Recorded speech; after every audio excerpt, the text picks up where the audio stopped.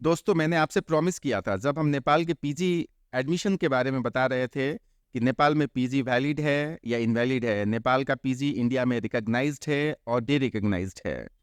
उसमें उस एपिसोड में मैंने आपसे प्रॉमिस किया था कि नेपाल में एमबीबीएस एडमिशन के बारे में आपसे ज़रूर बात करूंगा। नेपाल में जिस तरीके से एमबीबीएस का एडमिशन चल रहा है और जिस तरीके से कंसल्टेंट और एजेंट या कॉलेज के authorise so called authorise person India में आके मार्केटिंग कर रहे हैं, क्या वो सच में नेपाल का एडमिशन प्रोसेस है एमबीबीएस के लिए, या इसके इधर नेपाल में एमबीबीएस में एडमिशन का प्रोसेस है?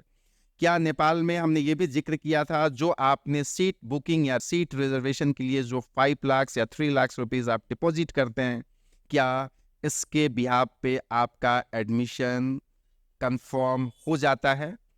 मैं दीपेन चौबे, होपकास्ट से। मेरा काम है आपको देश और विदेश में हायर एजुकेशन, चाहे एमबीबीएस हो, इंजीनियरिंग हो, फैशन डिज़ाइनिंग हो, होटल मैनेजमेंट हो, या आपको डाटा साइंस हो, या चाहे आपको होटल मैनेजमेंट हो, इसके बारे में कहाँ कैसे छात्रवृत्ति मिल सकता है, किस समय आपको एडमिशन के लिए अप्लाई करना चाहिए और किस तरीके से आपको अपना एडमिशन प्रोसेस शुरू करना चाहिए, इसके बारे में मैं आपसे अपनी अनुभव साझा करता हूं और आपको इन्फॉर्म्ड बनाता हूं। तो दोस्तों, आज के एपिसोड में हम लोग बात करेंगे एमबीबीएस इन नेपाल। एमबीबीएस इन नेपाल आज के डेट में कुछ सालों से, ऐसे पहले से भी बहुत ही प्रमुखता से वहाँ पे बच्चे पढ़ने जाते थे, लेकिन पिछले 2-3 सालों में एमबीबीएस इन नेपाल इंडिया में अपना महत्वपूर्ण स्थान बना लिया है। बहुत सारे बच्चे नेपाल में एमबीबीएस पढ़ने के लिए इंटरेस्टेड हैं और वहाँ पे अपना एडमिशन भी लेते हैं। मैं बात करूँगा 2022-23 एडमिशन का। नेपाल में आखिर ऐसा क्या हुआ एडमिशन प्रोसेस में, या एमबीबीएस इन नेपाल के पूरी काउंसलिंग सेशन में या एडमिशन प्रोसीजर में, जो आज के डेट में हंगामा मचा के रख दिया है। मैं बात करूंगा आपसे, क्या आप नेपाल में एमबीबीएस करने जाना चाहते हैं या आप उसके लिए प्लानिंग करना चाह रहे हैं, उसके बारे में पहले आपको जान लेनी चाहिए। उसके बाद में मैं आपको बताऊंगा आखिर ऐसा क्या हुआ इस सेशन में, जो आज की डेट में पूरी इंडिया से लेकर नेपाल तक कई ऐसे जो रेगुलेटरी बॉडी है जो नेपाल में एमबीबीएस या मेडिकल एजुकेशन को देखते हैं, उनके अंदर तक हिला के, उनको अंदर तक हिला के रख दिया है। पहले हम बताते हैं नेपाल में एडमिशन प्रोसेस क्या होता है। अगर आप नेपाल में एमबीबीएस का एडमिशन लेना चाहते हैं, उसके एलिजिबिलिटी आपको +2 में फिजिक्स केमिस्ट्री बायोलॉजी होनी चाहिए, 50% आपके मिनिमम मार्क्स होनी चाहिए। 50% में आपका ये ध्यान रखने वाली यहाँ पे महत्वपूर्ण चीज़ है कि आपका physics chemistry biology each subject में आपका 50% होना चाहिए। एग्रीगेट से काम नहीं चलेगा। ये आपकी एलिजिबिलिटी हो गई। नेपाल में 2 यूनिवर्सिटीज़ है जो उनके काफ़ी, कम से कम किसी के 8 और किसी के 9 या 10 अफिलिएटेड कॉलेजेस हैं। उसमें प्रमुखता से त्रिभुवन यूनिवर्सिटी आता है। दूसरा जो प्राइवेट यूनिवर्सिटी है वो काठमांडू यूनिवर्सिटी आता है। एक ऑटोनोमस इंस्टीट्यूशन है जिसको इंडिया में डिम्ड यूनिवर्सिटी बोलते हैं, वो है BP Koirala health and science. Government के करनाली भी है, पाटन भी है। इसमें काफ़ी बच्चे उत्सुकता रखते हैं कि मेरा एडमिशन हो जाए, क्योंकि अगर पढ़ाई के लिहाज से देखें तो नेपाल का एमबीबीएस वाकई और सारे देशों के एमबीबीएस से अगर आप कंपेयर करते हैं तो बेहतर साबित होता है। आपको सितंबर टू अक्टूबर के समय में वहाँ का फॉर्म निकलता है। फॉर्म निकलने वाला जो वहाँ रेगुलेटरी बॉडी है, मेडिकल एजुकेशन कमीशन है, जैसे इंडिया में नेशनल मेडिकल कमीशन है, वो फॉर्म निकालता है। उस फॉर्म को आप फिल कर सकते हैं। 5,000 रुपया नेपाली, उसका 3,000 इंडियन आपको उसका फॉर्म का चार्ज है। वो फॉर्म बहुत डिफिकल्ट नहीं होता है। उसमें आपको अपना इंडिविजुअल क्रेडेंशियल भरने पड़ते हैं, जो एकेडमिक के डिटेल्स हैं उसको भरने पड़ते हैं। आप उसका पेमेंट डेबिट कार्ड से भी कर सकते हैं, क्रेडिट कार्ड से भी कर सकते हैं, या नेपाल से भी करवा सकते हैं। ये नॉर्मली नेपाल का एडमिशन प्रोसेस है। और इस बीच में जो कॉलेज के बिहाफ पे जो कंसल्टेंट, या अपने आप को सो कॉल्ड बड़ा कंसल्टेंट कहने वाले हैं, वो एक काम अभी पिछले 2 सालों से शुरू कर दिए हैं कि आप 3 लाख या 5 लाख कॉलेज के अकाउंट में डिपॉजिट कर दीजिए। आपका एडमिशन उस कॉलेज में कंफर्म है, गारंटीड है। यह बात सरासर गलत है। आपका वो 5 लाख या 3 लाख जो रिजर्वेशन अमाउंट आप कॉलेज में डिपॉजिट कर रहे हैं और एडमिशन से 6 से 8 महीने पहले, 1 साल पहले आप धोखे का शिकार हो रहे हैं। आप इसको समझने का कोशिश कीजिए। उस रिजर्वेशन के अमाउंट के अगेंस्ट आपका एडमिशन कंफर्म कभी भी नहीं होता है। आपका एडमिशन कंफर्म तब होता है जब उस कॉलेज के मेरिट लिस्ट में आते हैं, और यह मेरिट लिस्ट कॉलेज के हाथ में नहीं होता है। यह मेरिट लिस्ट बनाने का काम Nepal medical education commission of Nepal का होता है। यही एक बॉडी है जो नेपाल में चाहे पीजी हो, डीएम हो, एमसीएच हो या एमबीबीएस हो, जिसका एडमिशन प्रोसेस रेगुलेट करता है। ये एक Nepal government ministry of health का ऑटोनोमस बॉडी है। इसके पास ये पावर है कि वो एडमिशन प्रोसेस किस तरीके से, किस ढंग से करे और फेयर एडमिशन किस तरीके से करके आपके हमारे बीच जो हो रहे हैं करप्शन या मुश्किलें उसको दूर करे। तो ये समझ लीजिए कि आप जो भी reservation amount, seat reservation amount आप कॉलेज में जमा करते हैं, वह आपका एडमिशन कंफर्म या गारंटीड नहीं करता है। यह कंसल्टेंटों का एक खेल है जो आपका पैसा, आपके पेरेंट्स का पैसा कॉलेज के अकाउंट में 6-6 महीने, 7-7 महीने, 8-8 महीने ब्लॉक करके रखवाते हैं, लेकिन आपका एडमिशन उस कॉलेज में नहीं मिलता है।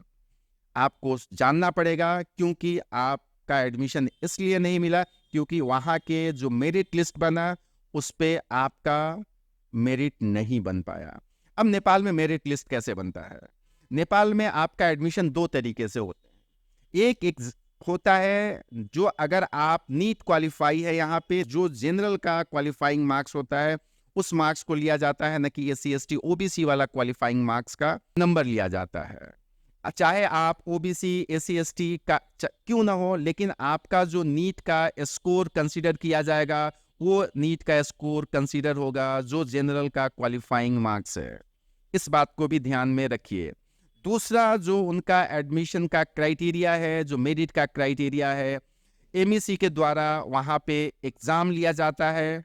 आप एग्ज़ाम में अपीयर होते हैं, एग्ज़ाम में अपीयर होने के बाद आपका मेरिट बनता है। उस मेरिट में अगर आपका जो भी कॉलेज डिज़ायरेबल कॉलेज है उसमें अगर आपका जो मेरिट बना, अगर उस मेरिट के हिसाब से कॉलेज आता है तब आपको आके वो कॉलेज मिलता है। तीसरी सबसे महत्वपूर्ण बात नेपाल के एमबीबीएस एडमिशन के लिए ये है कि अगर आप गवर्नमेंट कॉलेज चाहते हैं, गवर्नमेंट कॉलेज में वहाँ पे बीपी कोइराला हेल्थ साइंस है, आपका वहाँ पे institute of medical science Maharajganj है, करनाली है। इन इंस्टीट्यूशन में जो गवर्नमेंट का इंस्टीट्यूशन है उसमें बहुत कम सीट्स है, किसी में 8 सीट है, किसी में आपको टाइम बीपी कोइराला में कभी 18 सीट होता है, कभी 20 सीट होता है। ये हर साल ये सीट्स आपको कम ज़्यादा तय निर्धारित होते हैं। इसमें आपको गवर्नमेंट इंस्टीट्यूशन में अगर आपको एडमिशन लेना है तो आपको नीट के बिहाफ पे कभी भी एडमिशन नहीं मिल सकता है। नीट के स्कोर पे आपका एडमिशन कभी भी नहीं मिल सकता है। गवर्नमेंट कॉलेजेस में नेपाल में एडमिशन लेने के लिए आपको सिर्फ और सिर्फ जो एमईसी के द्वारा कंडक्ट एग्ज़ाम होता है, एंट्रेंस एग्जामिनेशन है, उसको क्वालिफाई करना पड़ेगा। अगर आप नीट में 200-250 से ऊपर मार्क्स ला रहे हैं तो आप आसानी से गवर्नमेंट का जो एंट्रेंस एग्जामिनेशन है जो कंडक्टेड बाय एमईसी है उस एग्ज़ाम को क्वालिफाई कर सकते हैं और गवर्नमेंट में आप एक एडमिशन ले सकते हैं। इतने सारे इन्फॉर्मेशन जानने के बाद और आपके बीच में साझा करने के बाद आपसे एक ही रिक्वेस्ट है, चाहे जितने भी हमारे एमबीबीएस करने वाले फ्यूचर डॉक्टर्स हैं या वो पेरेंट्स जो चाहते हैं कि उनके बच्चे फ्यूचर में डॉक्टर्स बने और समाज को सेवा दें, उनसे मेरा एक रिक्वेस्ट है, आग्रह है, करबद्ध प्रार्थना है कि अगर आप नेपाल में एडमिशन लेना चाहते हैं और आपका बच्चा अगर नीट क्वालिफाई कर चुका है तो आपको किसी भी कॉलेज में जाके सीट रिजर्वेशन का पहले बुकिंग कराने की ज़रूरत नहीं है। ये सीट रिजर्वेशन बुकिंग जो भी नेपाल में कॉलेज लेता है और जिस कॉलेज में किसी एजेंट या ब्रोकर या कंसल्टेंट के द्वारा वो जो सीट रिजर्वेशन के नाम पे पैसे जमा करवाए जाते हैं, ये कानूनन नेपाल में भी गलत है।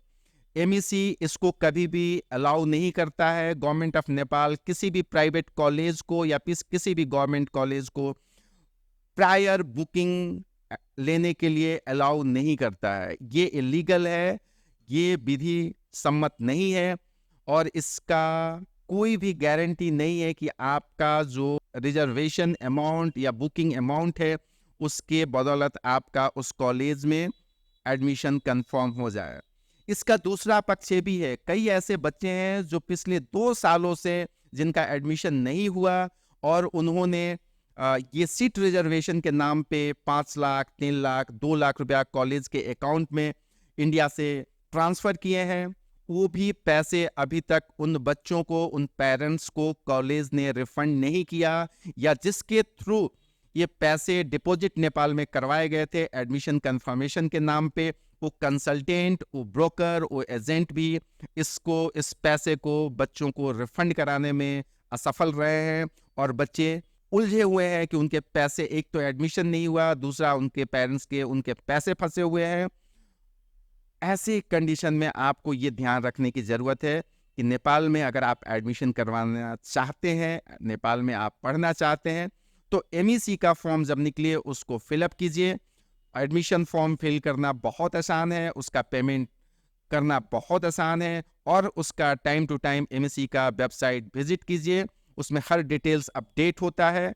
आप काउंसलिंग में जाइए, आपको जो भी कॉलेज मिलता है उस कॉलेज में आप अगर पढ़ना चाहते हैं आप पढ़िए, नहीं पढ़ना चाहते हैं अपना एडमिशन विथड्रॉ करके घर वापस आइए, फिर से तैयारी कीजिए और फिर से अच्छे कॉलेज के लिए उम्मीद पालिए और उसके लिए मेहनत कीजिए और आगे बढ़िए।